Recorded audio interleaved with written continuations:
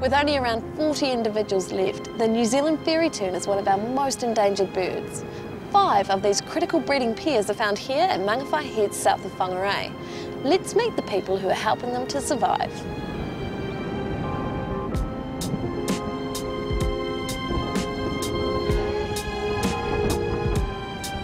Where are fairy terns found in New Zealand?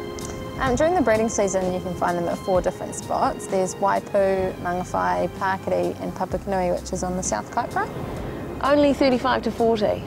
Yeah, not very many. Why is that? A few different reasons.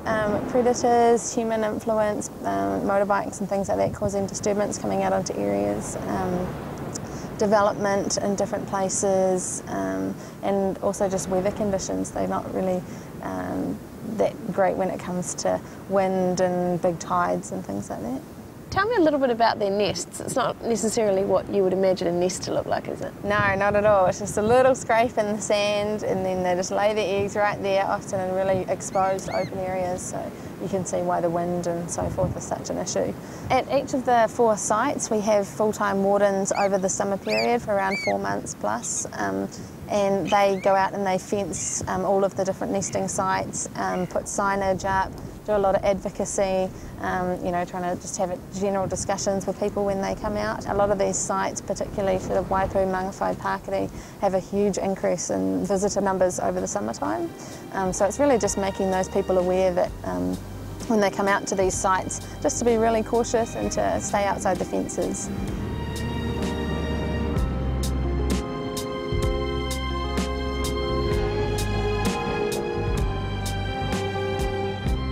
When we know there's big tides coming and it looks imminent that that nest would be lost to the water if we didn't uplift it, we'll take those and we've got a portable incubator that we can take the eggs down to Auckland Zoo with in the car.